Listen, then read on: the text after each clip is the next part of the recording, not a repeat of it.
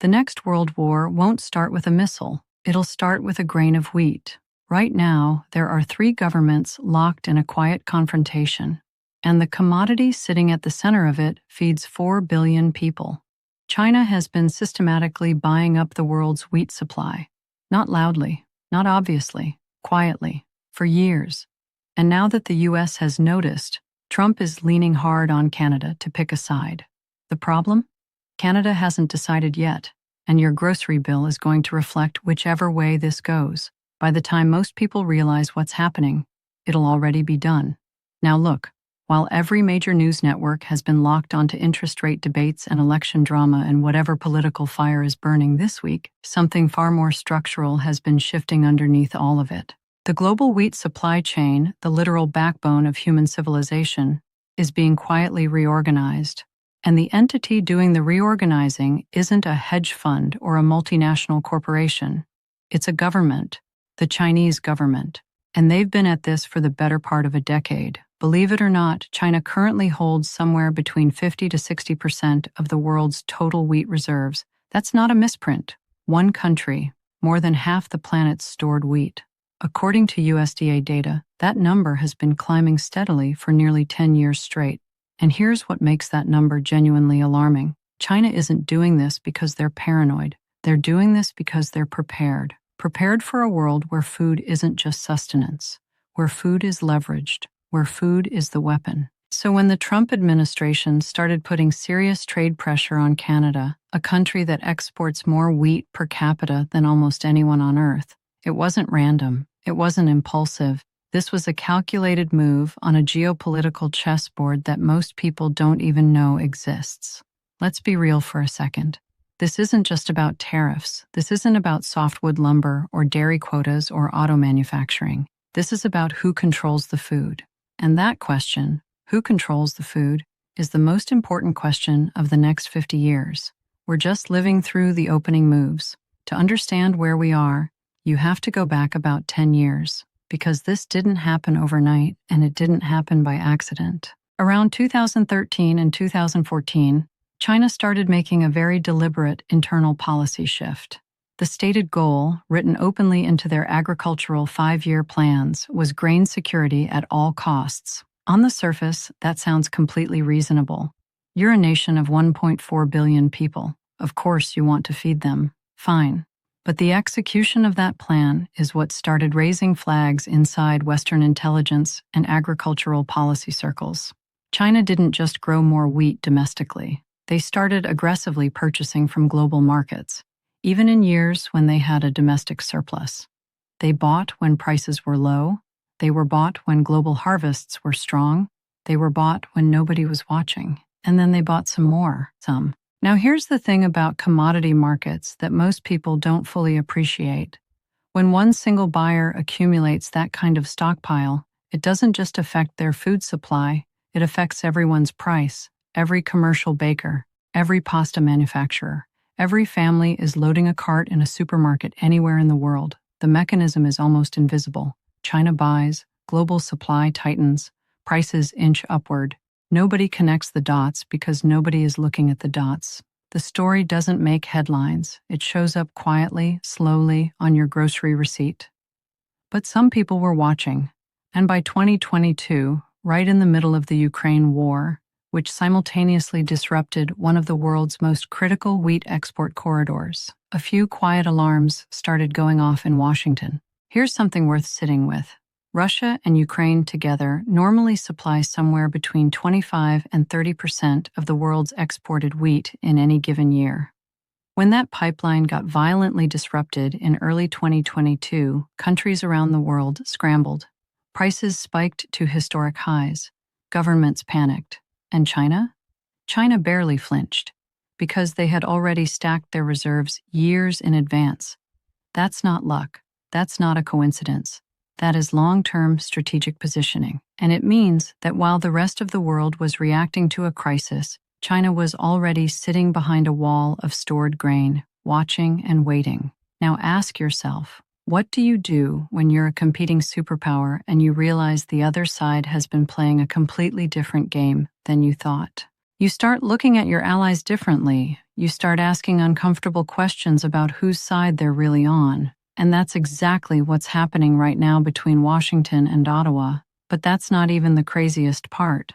Because while China was quietly securing its position over the last decade, Canada, one of the most wheat-rich nations on the planet, was doing something that, in hindsight, looks almost inexplicable.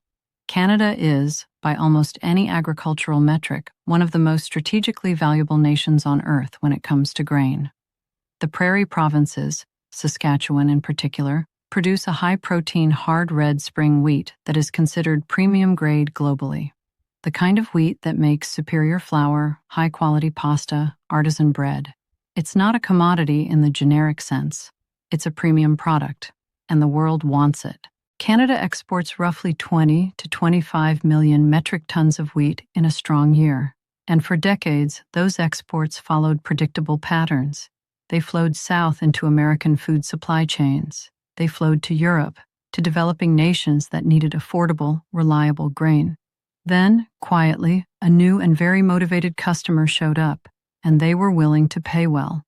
Chinese state-linked buyers started entering long-term purchase agreements with Canadian grain producers and grain handling companies. Nothing illegal, nothing secret on the surface, just business, private commercial contracts, the kind of thing that doesn't require government approval or trigger any alarm bells in the short term. Except, when you zoom out and look at the pattern over time, you realize what's actually happening.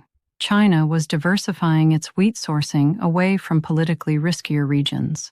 They were locking in North American supply chains through the back door of private commercial agreements, reducing their exposure to any single source of disruption, and doing it all quietly enough that it barely registered as a policy concern until it was already well established.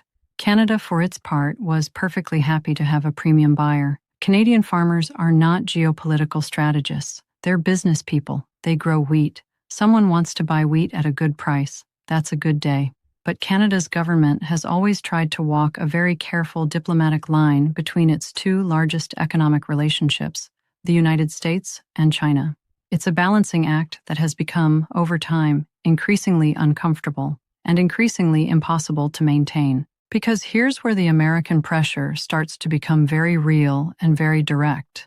The Trump administration, particularly in its second term, has made it explicitly clear that it views China's systematic agricultural accumulation as a national security threat, not just an economic concern, a strategic one, a threat in the same category as military posturing or technological espionage. And the message being sent to Ottawa, both publicly through tariff escalation and privately through diplomatic back channels, is essentially this: you can sell your premium wheat to Beijing, or you can have frictionless, preferential access to the United States market, but don't expect to do both, not anymore.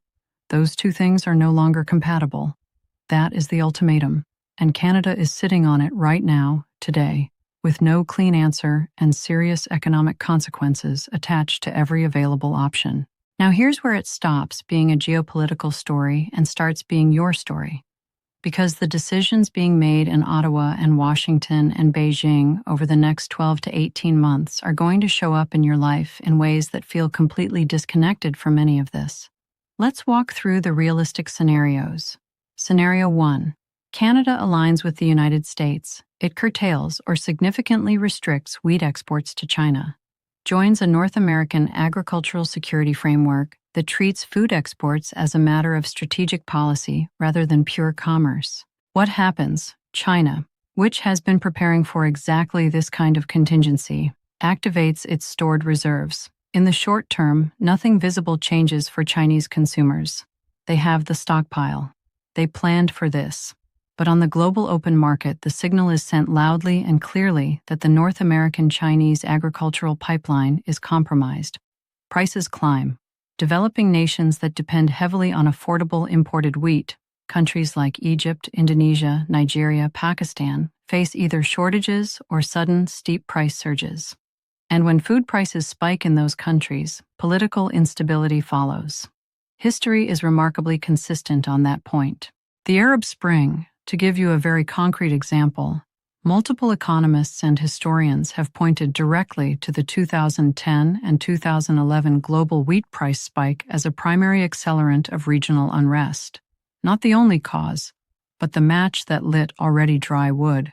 That's the real-world power of this commodity. It topples governments, it moves populations, it starts revolutions. Scenario 2. Canada tries to hedge, maintain both relationships, keep selling to China while keeping Washington happy with enough diplomatic gestures to avoid full escalation. It's the move that looks safe from the outside. It's the move Canadian governments have been making for years on various issues. But in this environment, hedging has a cost. The U.S. escalates tariffs on Canadian goods broadly. Canada's agricultural sector, already operating on thinner margins than most people realize, gets caught in the crossfire. Farmers take the hit. Grain handling companies take the hit. And here's the part that most American viewers probably don't know. A significant portion of Canadian wheat doesn't go to China at all.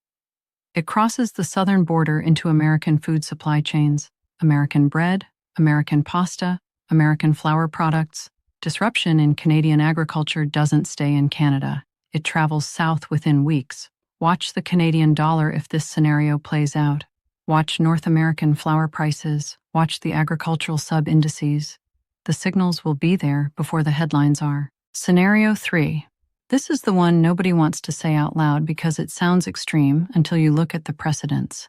China decides not to absorb the pressure quietly. Instead, it weaponizes its enormous stockpile strategically.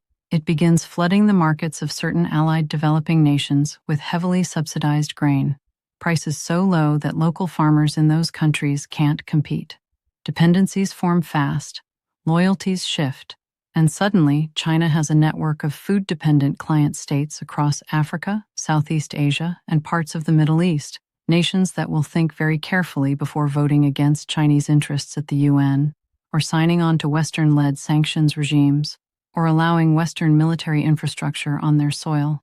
You end up with a bifurcated global food system, a Western agricultural bloc, a Chinese-aligned agricultural sphere, and billions of people in smaller, poorer nations having to live inside whichever system they were too weak to resist. That is not a hypothetical future. That is the active trajectory. The pieces are already in motion. Here's what to watch. Not the tariff headlines. Those are theater. They're designed to be watched. Watch the Canadian grain export volumes out of the Port of Vancouver on a month-to-month basis. Watch for any U.S.-Canada joint agricultural security announcements, even the quiet, technical-sounding ones buried in trade briefings. And watch what China does with its wheat futures positions on the Dalian Commodity Exchange. Those are the real signals, the ones that tell you what the people with the most information actually believe is coming.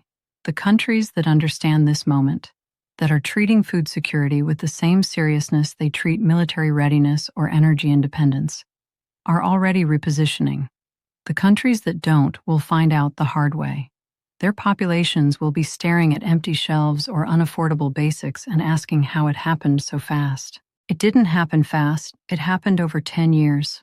In agricultural reports and shipping manifests and commodity exchange filings that nobody reads because they're dry and technical and completely unglamorous. Until they aren't. If you want to stay ahead of this, the link in the description has more. Otherwise, keep a very close eye on the next round of U.S.-Canada trade negotiations, because what gets decided in that room has nothing to do with cars or timber or dairy. It has everything to do with whether the world eats. He who controls the food supply controls the people. That quote is 50 years old. It has never been more relevant than it is right now.